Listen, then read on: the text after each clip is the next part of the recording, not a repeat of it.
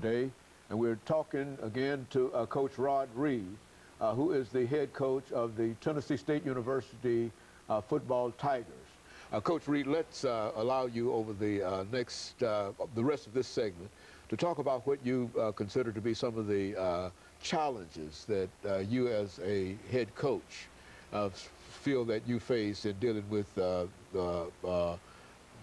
Tennessee State University football program.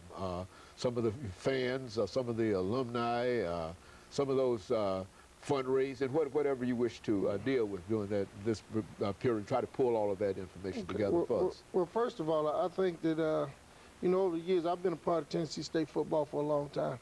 And over the years, our fans are very passionate about football. And they're very passionate about winning. and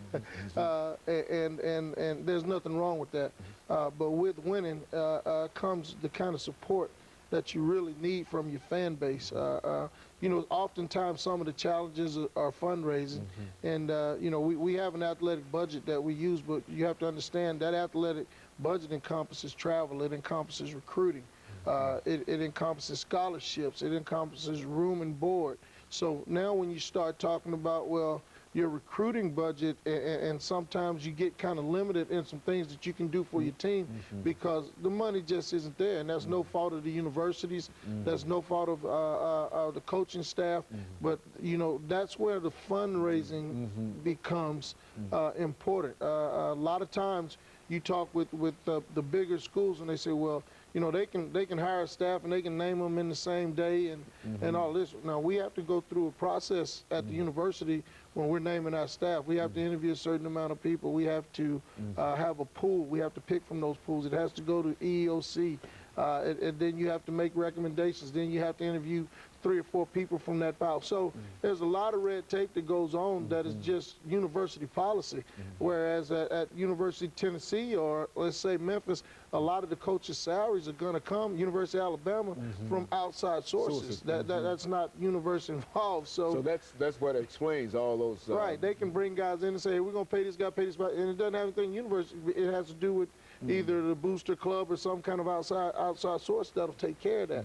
So I'm in the process of coming up with some fundraising ideas to try to solicit and involve the community in what we're trying to do at Tennessee State University, because it does cost money to run a program. It costs more money than is allotted by our budget to run our program. So we have to be diligent in fundraising and going out and talking to people about giving to Tennessee State University. So those are some of the challenges that I've seen this far, but I also know this. I know that there are people out there willing to help and that want to help, and some resources that we haven't tapped into yet. So that's going to be partly my challenge that I haven't asked. We haven't asked for. So that's going to be one of my tasks. And one of my projects here at Tennessee State University early on is to you know, to rally fan support, to be seen and more visible in the community, to do some community outreach programs with our football staff as well as our team, be more visible in the community. Those are things that we've talked about as a staff. Those are some of the things that I've shared with Dr. Johnson and Ms. Phillips as my vision where this program is going to go. And they've been nothing but supportive of what we're trying to do thus far. So I really feel strong about what we're trying to do. I really feel strong about what we're going to get accomplished here. I think that, you know, this is going to be the start of something great, and I have a passion for this job. The coaching staff will have a passion for this job, and the bottom line is get it done. Every great leader ultimately gets results. And, you know, I always tell my guys, bottom line, I don't want all the labor pains, just give me the baby. You know? So you're really just proud to be the head coach of the Tennessee State University football team. Oh, absolutely. Is that right? Absolutely.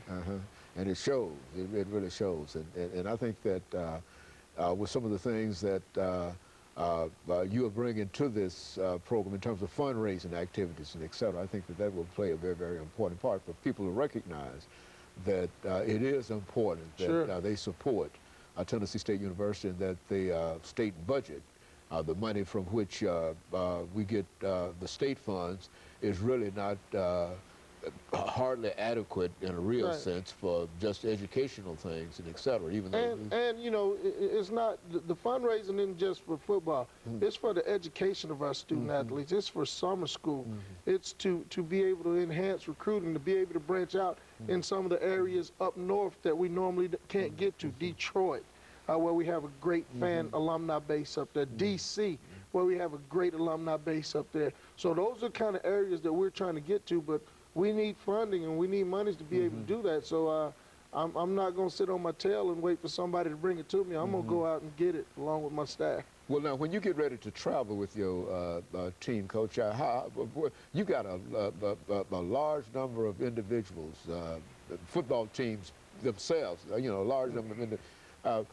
What's some of the ways that you move this team from here to Memphis, for example? You know, and it's kind of ironic that you asked that, because everything we do is very systematic. We have itineraries for everything we do. From the time we board the bus to the time we get to the hotel, or the time we go to practice, the time we go to get, we're moving boom, boom, boom, boom. And when you're moving, you know, in excess of 100 people, you know, you really have to be very meticulous in what you're doing. You really have to have a system in place that works. And I think that a lot of times people think that we just show up and play on Saturday, get on the bus and go home. But there's a lot of things that are involved when you're traveling. A team, you know, you have chapel in there. You wake up, you eat breakfast, you have a walkthrough. You have some downtime, you'll have a meeting, you got film, then you have chapel, then you have pregame meal, then you have to board the bus. Everything is done on a time schedule. And there's an itinerary for Friday, Saturday, and Sunday, for even when we get back on the trip. So it's really a lot more than what people see. They think we kind of just show up on Saturday, get off the bus, and go do something. But our kids put a lot of time and effort in what we're trying to do, because we have a 20-hour work week that we have to deal with, that we can only practice 20 hours, and we have to give them 1 day off a week. So those kids are going to study hall during that time. You know, they have weights, they have practice, and they have meetings.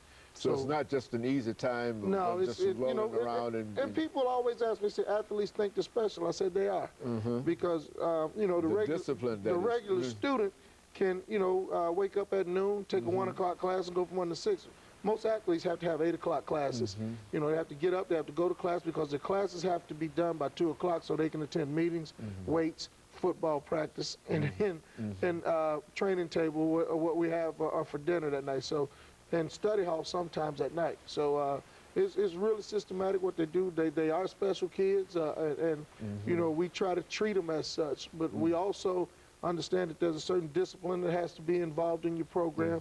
There's time management, and there's a certain amount of respect that has to be given from us to our players, and our players to the faculty, and whoever else is on campus that demands that respect. Coach, over the last 2 minutes, and I always ask this question, have you got any prospects in terms of going to the National Football League, and what do you think is necessary in order to move from where you are, your level, and move a student from your level to a student, as you have Roger Cromartie, I think.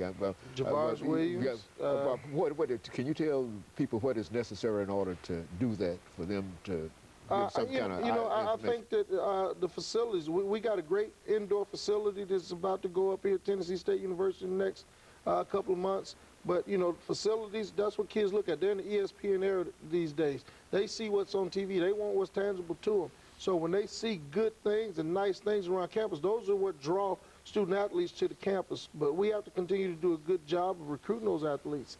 And I think the one kid that you can probably keep an eye out this is Anthony Levine. He was our free safety. He's been getting a lot of NFL scouts come through inquiring about him, and hopefully he'll get to play in one of these all-star games and be able to show what he can do. But I think he's a fine young man.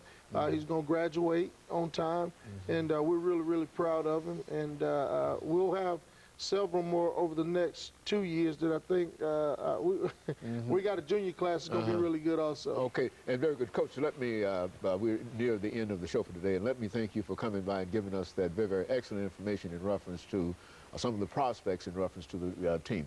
And of course, let me encourage our audience to tune in again next week for another informative edition of Comments. Thank you and good morning.